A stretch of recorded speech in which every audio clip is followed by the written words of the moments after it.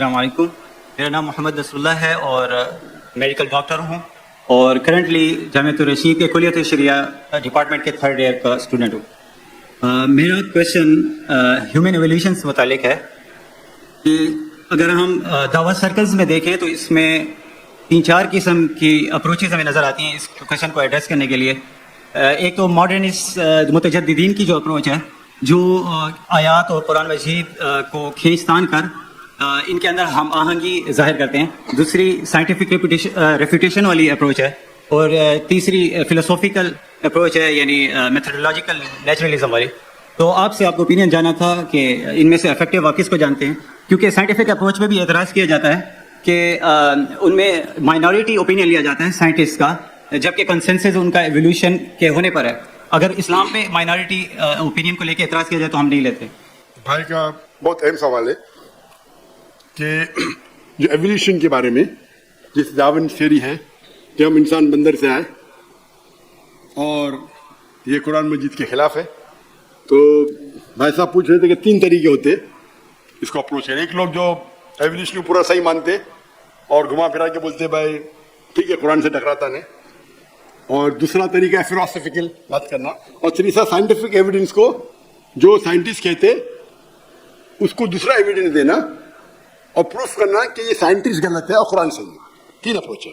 میں مانتا ہوں آخری اپروچ میں کہ میرے نزدیک، کیونکہ human beings evolved from ape is not a scientific fact according to me, یہ سائنٹیفک فیکٹ نہیں ہے، یہ ہائپوتھیسس ہے میرے نزدیک۔ میں جانتا ہوں کہ ابھی پہلے تو بہت کم سائنٹسٹ، کچھ دور تھا کہ زیادہ سائنٹسٹ مانتے تھے ڈارون میں، بعد میں کم ہو گئے، پھر بڑے اوپر نیچے ہوتے رہتا ہے۔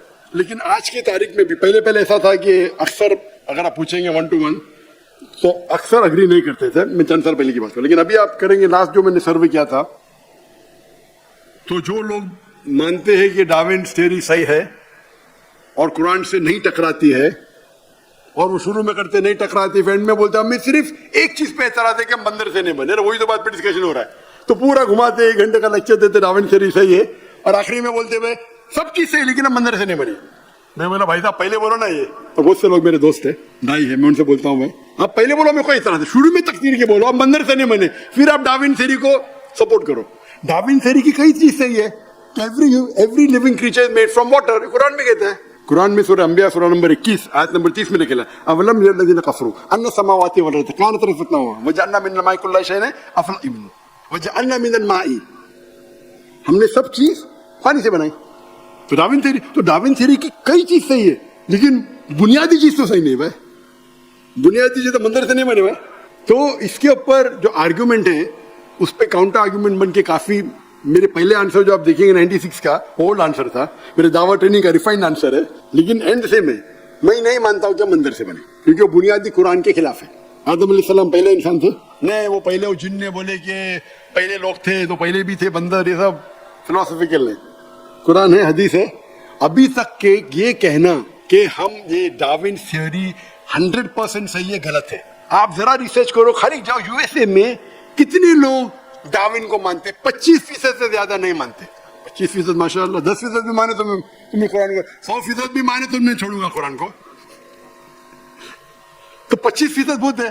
نہیں ڈاکٹر یو آؤٹ ڈیٹڈ، ارے بھائی میں ڈاکٹر ہوں، تم انجینئر ہے بھائی، یہ میرا فیلڈ ہے، تو آپ آخر بولتے میں انجینئر ہوں، میں یہ بتاتا ہوں، اور بڑا ڈائلاگ مارتے۔ بولا آپ USA کے نا، آپ گوگل کرو، USA میں 25% ابھی بھی مانتے کہ بندر سے نہیں بنے، مسلمان کو چھوڑو، چپ۔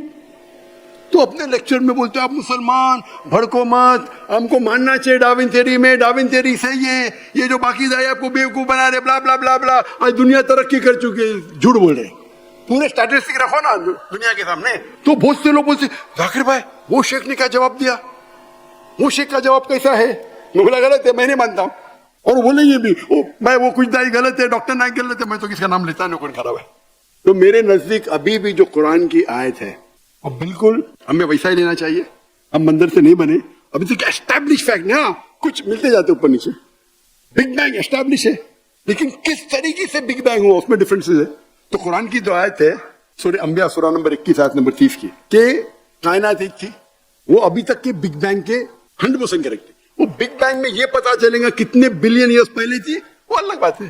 تو قرآن میں کہا نہیں کتنے بلین ایئرس پہلے آدم علیہ السلام تھے، वो बाइबल से टकराएंगे।